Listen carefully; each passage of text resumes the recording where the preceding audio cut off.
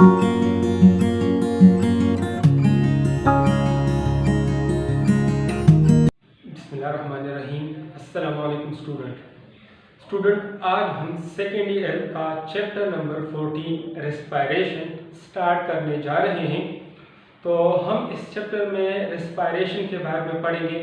Respiratory system क्या होता है, ट्रांसपोर्ट ऑफ गैसेस किस तरह होती है, और फिर इस सिस्टम से रिलेटेड डिसऑर्डर कौन सी है, कॉजेस क्या है, सिम्टम्स क्या है, और इसकी फिर ट्रीटमेंट किस तरह होती है, और इसकी फिर प्रिवेंशन क्या होगी।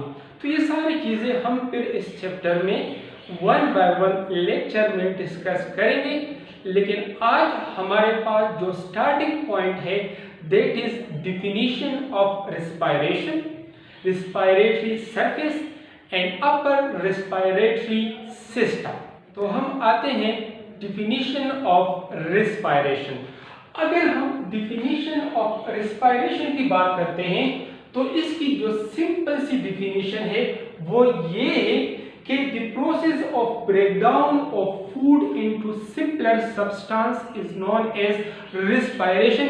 ये भी डिफिनीशन है, वेल एंड गुड, लेकिन इस डिफिनीशन को थोड़ा सा हाई फॉर्म में एक्सप्लेन करते हैं कि ये रेस्पायरेशन वैसे होता क्या है। अगर हम रेस्पायरेशन की बात करते हैं so the exchange of gases, the exchange of gases which leads to the breakdown of food, to the breakdown of food into simpler substance plus with the release of energy। Definition मैंने आपको लिखा दी। अब इस definition को समझते हैं कि ये डिफिनीशन हमें क्या बताना चाह रहा है। अगर हम डिफिनीशन के फर्स्ट पॉइंट की तरफ आते हैं, द एक्सचेंज ऑफ गैसेस। इस रेस्पायरेशन में एक्सचेंज ऑफ गैसेस होगी। अब ये एक्सचेंज ऑफ गैसेस किसकी तरफ बात कर रहे हैं, ये बात कर रहे हैं ब्रीथिंग की तरफ। और ब्रीथिंग रेस्पायरेशन का ऑर्गेनिज्मिक लेवल है, क्योंकि ऑर्गेनिज्मिक लेवल या हमारे पास एक्सटर्नल रेस्पायरेशन भी इसको हम कहते हैं। तो पहले क्या होगा, exchange of gases, organismic level, और also known as external respiration. इस एक्सटर्नल रेस्पायरेशन में क्या होता है, ऑक्सीजन की इनटेकिंग होती है and releasing of carbon dioxide. तो जो यहां पे एक्सचेंज ऑफ गैसेस की बात करते हैं तो एनवायरनमेंट से ऑक्सीजन बॉडी में और बॉडी से कार्बन डाइऑक्साइड एनवायरनमेंट में जाएगा। सो यहां पे एक्सचेंज ऑफ गैसेस हो रही है। अब ये जो एक्सचेंज ऑफ गैसेस हो रही है ये अब आगे क्या करने जा रहा है। तो जैसे ही एक्सचेंज ऑफ गैसेस होगी फिर क्या होगा, this will leads to the breakdown of food. Let's suppose oxygen exchange हुआ है तो ये क्या करने जा रहा है, ब्रेकडाउन ऑफ फूड। अब ब्रेकडाउन ऑफ फूड का क्या मतलब, मींस यहां पे हमारे पास आपके समझाने के लिए carbohydrate, breakdown of food, breakdown of carbohydrate. तो जब ब्रेकडाउन ऑफ फूड या कार्बोहाइड्रेट होगी तो फिर क्या होगा, सिंपलर सब्सटेंस बनेंगे। सिंपलर सब्सटेंस हमारे पास क्या है, सिंपलर सब्सटेंस हमारे पास कार्बन डाइऑक्साइड प्लस वाटर। तो जब यहां पे कार्बोहाइड्रेट की ब्रेकडाउन होके कार्बन डाइऑक्साइड और वाटर बनेगा तो ऐसे लेवल को फिर हमने कहना होता है सेलुलर रेस्पायरेशन।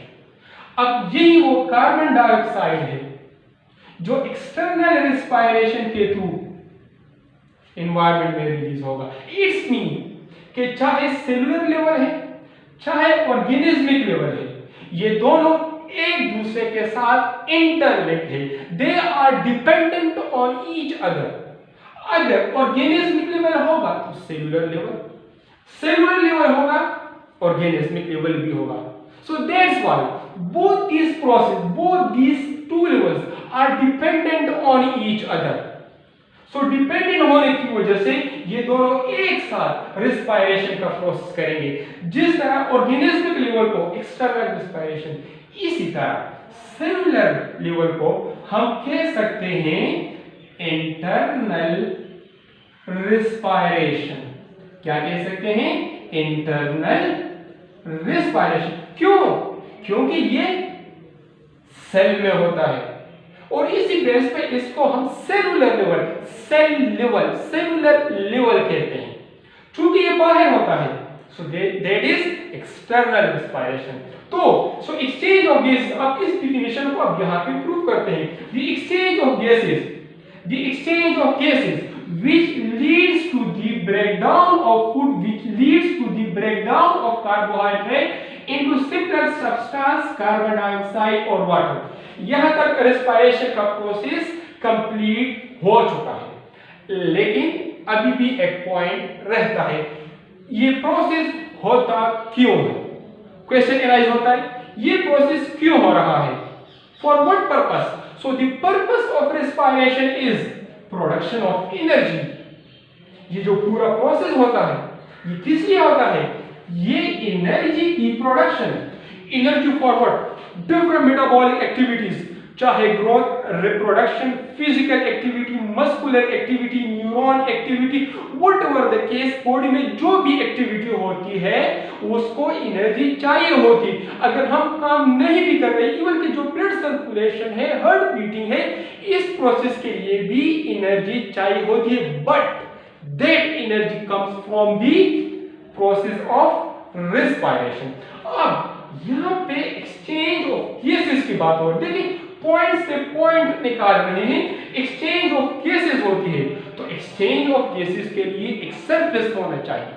अब वो सरफेस जिसके थ्रू एक्सचेंज ऑफ गैसेस होगी, that surface will be known as respiratory surface. So again the surface या the area which involved for the process of exchange of gases, that surface is known as respiratory surface। अब human में भी respiratory surface है, वो भी मैं अभी आपको बताऊंगा, लेकिन रेस्पिरेटरी सरफेस के कुछ कैरेक्टरिस्टिक्स है। वो कौन सी ऐसी कैरेक्टरिस्टिक्स है जो रेस्पिरेटरी सरफेस के लिए चाहिए होगी? मतलब अगर वो कैरेक्टरिस्टिक्स अच्छे होंगे तो एक्सचेंज ऑफ गैसेस भी आसानी से होगी। तो जब एक्सचेंज ऑफ गैसेस आसानी से होगी, सेलुलर लेवल पे भी प्रोसेस इजीली परफॉर्म होगा। हम आते हैं प्रॉपर्टीज या कैरेक्टरिस्टिक्स ऑफ रेस्पिरेटरी सरफेस।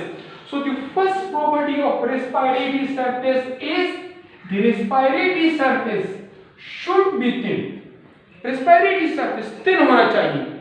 जितना एक एरिया थिन होता है, उतने ही एक्सचेंज ऑफ गैसेस आसानी से होगी।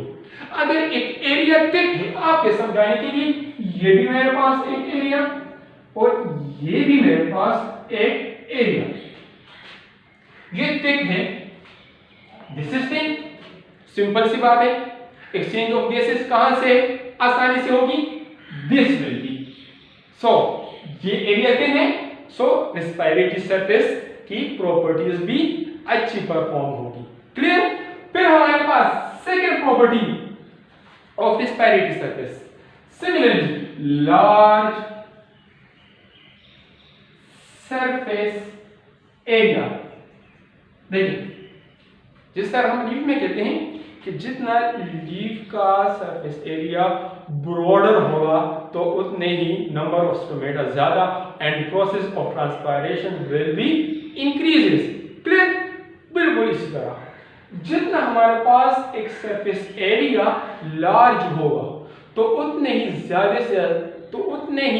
ज्यादा से ज्यादा एक्सचेंज ऑफ गैसेस होंगे। ये भी क्लियर?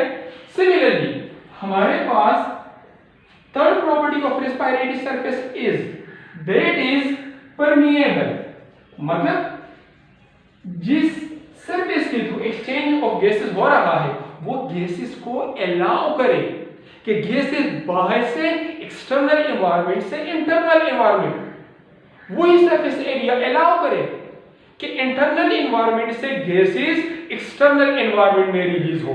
तो अगर वो सरफेस अलाउ करेगा तो एक्सचेंज ऑफ गैसेस होगी, एक्सचेंज ऑफ गैसेस होगी, so that will be of respiration हमारे पास। क्लियर? फोर्थ पॉइंट हमारे पास ब्लड सप्लाई। उस रेस्पिरेटरी सरफेस का कनेक्शन किसके साथ होना चाहिए? ब्लड के साथ। जिस तरह हम कहते हैं कि हमारे पास होते हैं लंग्स होते हैं, clear, bronchi, bronchiole, bronchi, bronchiole, alveoli. अब यहां पे एल्वियोलाई में जो ऑक्सीजन है इस ऑक्सीजन को ट्रांसपोर्ट करना है सेल्स तक, बट कैसे? इसी एल्वियोलाई के सराउंडिंग में होते हैं ब्लड वेसल। यही वो ब्लड वेसल जो एल्वियोलाई से ऑक्सीजन को लेके डिफ्यूजन प्रोसेस के थ्रू इसी ऑक्सीजन को फिर लेके आते हैं सेल्स तक। अब अगर यहाँ पे ब्लड सप्लाई नहीं होता तो ऑक्सीजन सेल तक ट्रांसपोर्ट नहीं होता, सेल तक ट्रांसपोर्ट नहीं होता तो फिर सेलुलर लेवल पे प्रोसेस परफॉर्म नहीं होता। तो इसी वजह से रेस्पिरेटरी सरफेस के सराउंडिंग में इसकी सप्लाई होनी चाहिए ब्लड वेसल के साथ। सही? अच्छा, और लास्ट हमारे पास इसका जो पॉइंट है दैट इज वेंटिलेशन।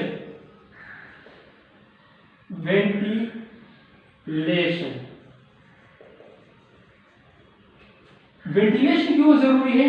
वेंटिलेशन इस वजह से जरूरी है ताकि आसानी से डिफ्यूजन हो जाए।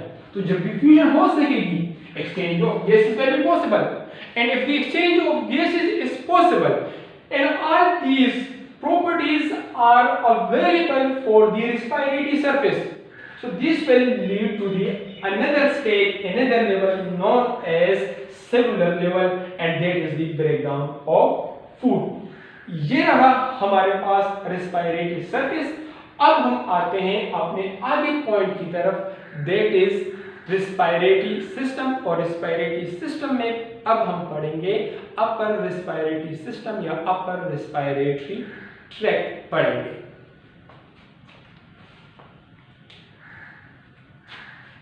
अच्छा स्टूडेंट, जिस तरह हर एक फिजियोलॉजिकल प्रोसेस के लिए अपना एक सिस्टम होता है, जैसा कि सर्कुलेशन के लिए सर्कुलेटरी सिस्टम, डाइजेशन के लिए डाइजेस्टिव सिस्टम, इम्यूनिटी के लिए इम्यून सिस्टम, तो इसी तरह रिस्पायरेशन के लिए हमारे पास एक सिस्टम प्रेजेंट है जिसको हम कहते हैं रिस्पायरेटरी सिस्टम या रिस्पायरेटरी ट्रैक्ट। अगर हम रिस्पायरेटरी ट्रैक्ट की बात करते हैं, रिस्पायरेटरी ट्रैक्ट स्टार्ट होता है नोस्ट्रल से और इन होता है लंग्स पे।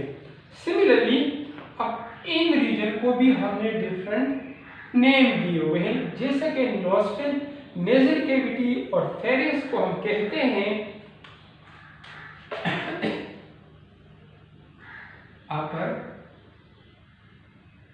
Respiratory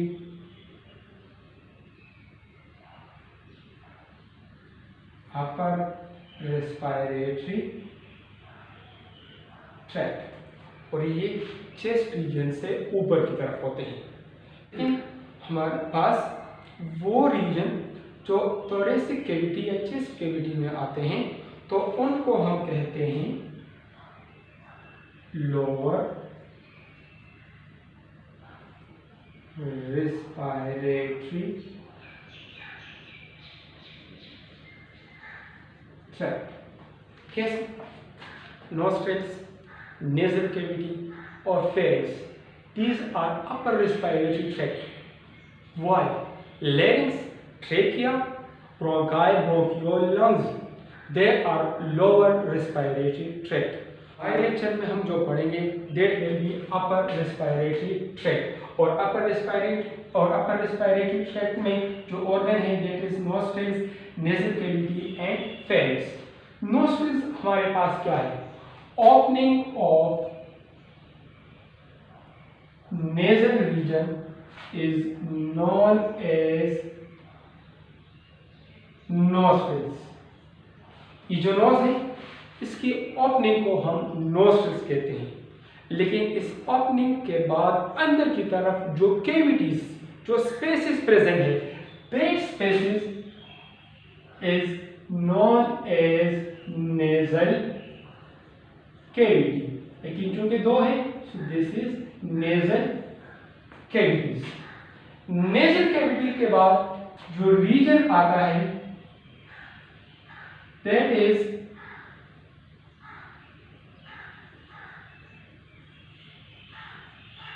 pharynx. अब ये नोस्ट्रिल्स, नेजल कैविटी और फेरिंग्स तीनों मिलकर देते हैं अपर रेस्पिरेटरी ट्रैक्ट। अब हमारे पास होता क्या है? हमारे पास एयर अब ये एंटर हो रहा है नोस्ट्रिल्स के थ्रू नेजल कैविटी में। अब ये भी जरूरी नहीं कि एयर हमारे पास बिल्कुल फ्रेश हो, मे भी इसमें डस्ट पार्टिकल हो सकते हैं, माइक्रो ऑर्गेनिज्म हो सकते हैं, या इसके अलावा हमारे पास और इम्प्योरिटीज भी हो सकती है। अब करना क्या है?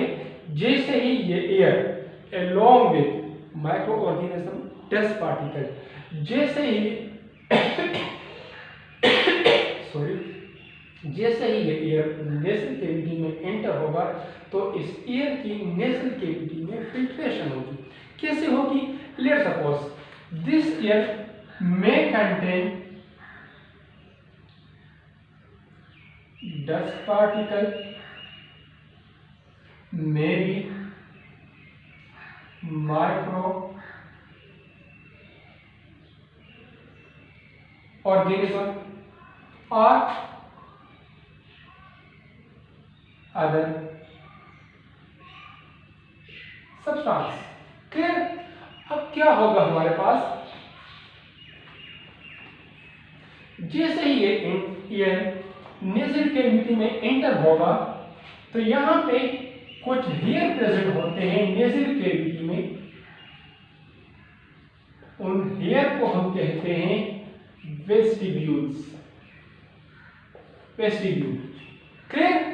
सिमिलरली इसी नेजल कैविटी में small hair like structure present होते हैं, स्मॉल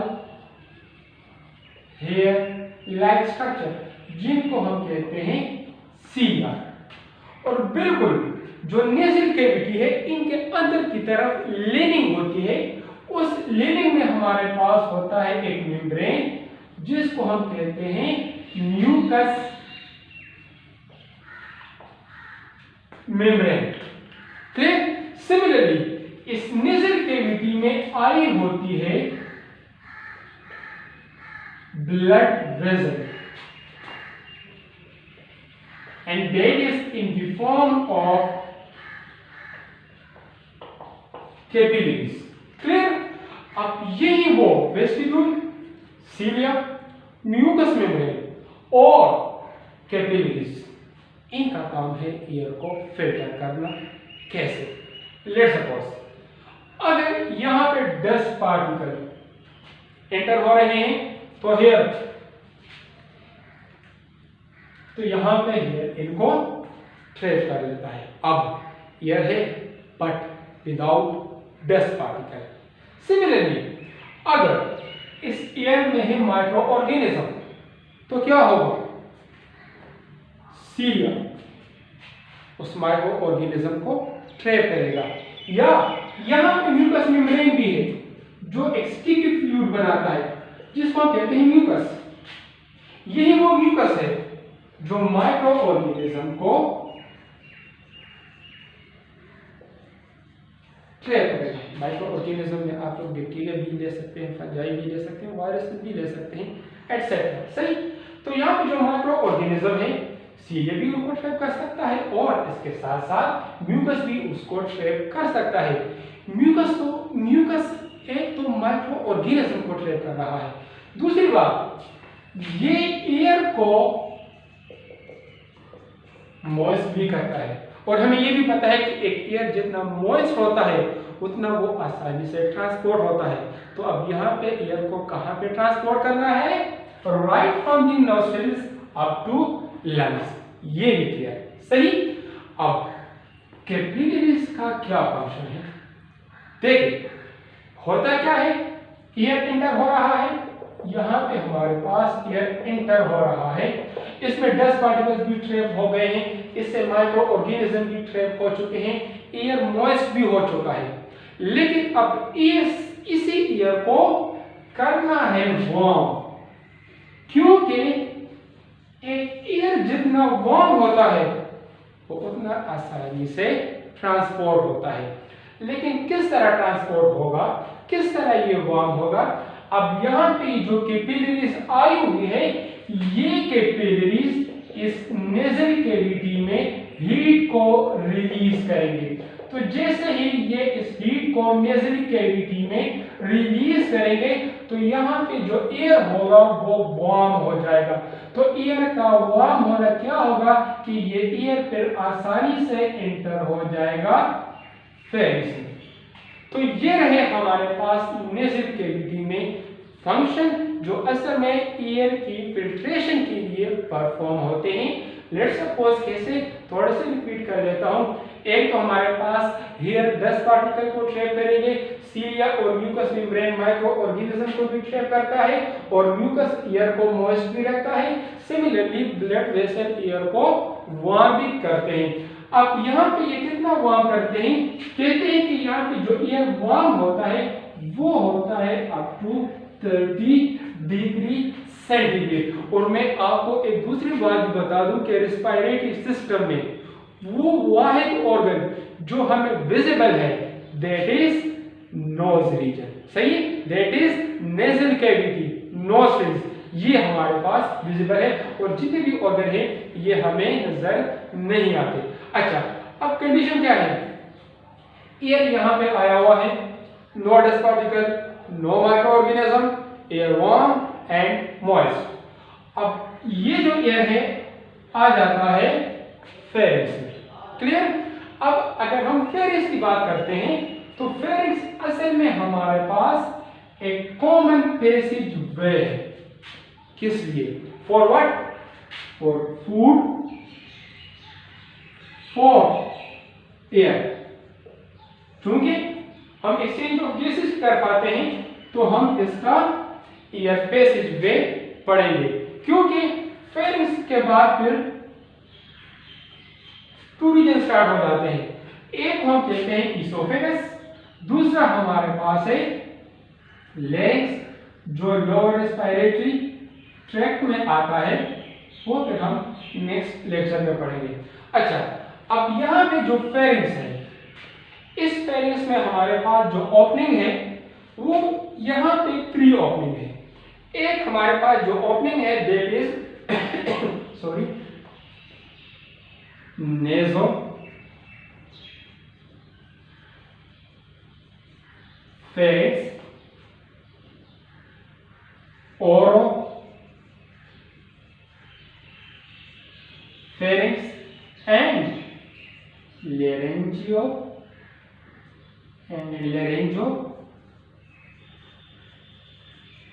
फेरिंक्स। नेसोफेरिंक्स कौन सी ओपनिंग है? that opening in which nasal cavity open into pharynx is known as nasopharynx. Similarly, that opening in which oral cavity, mouth cavity की बात हो रही है, in which oral cavity enter into pharynx is known as oropharynx. That is nasopharynx, oropharynx. While the opening in which larynx open into or pharynx open into larynx is known as laryngopharynx। हमारे पास pharynx में हमारे पास क्या होगा? यहाँ पे भी हमारे पास present होता है म्यूकस मेम्ब्रेन, यहाँ पे भी हमारे पास प्रेजेंट होता है म्यूकस मेम्ब्रेन। तो स्टिल ईयर में माइक्रो ऑर्गेनिज्म है, डस्ट पार्टिकल है, तो फेरिंग्स में present mucus membrane mucus secrete करके माइक्रो ऑर्गेनिज्म और डस्ट पार्टिकल को ट्रैप करेगा। तो इस तरह हमारे पास ईयर की और भी फिल्ट्रेशन हो जाएगी। तो देखिए स्टेप बाय स्टेप हमारे पास ईयर की फिल्ट्रेशन हो रही है, ताकि आगे जब सेल में ऑक्सीजन मिलेगा तो वो ऑक्सीजन बिल्कुल फ्रेश हो और उसमें कोई माइक्रो ऑर्गेनिज्म या डस्ट पार्टिकल ना हो। तो ये रहा हमारा आज का टॉपिक, लोअर रेस्पिरेटरी सिस्टम। देख लें इसमें कोई कंफ्यूजन है तो क्वेश्चन भी पूछ सकते हैं। और दूसरी ज़रूरी बात कि इससे रिलेटेड जो असाइनमेंट है तो वो सब को कर लें और मुझे फिर सेंड कर दें। ईमेल के थ्रू करना चाहते हैं या स्क्रीनशॉट के थ्रू करना चाहते हैं। हाँ, अगर आप इसको हार्ड फॉर्म में लिखना चाहते हैं तो इसकी स्क्रीनशॉट मुझे सेंड कर दें और इसकी हार्ड फॉर्म को अपने पास सेव कर लें। तो जब भी आप लोग कॉलेज आए तो वो फिर आप लोग मुझे दे दें। Clear? Okay class, thank you, अल्लाह हाफिज़।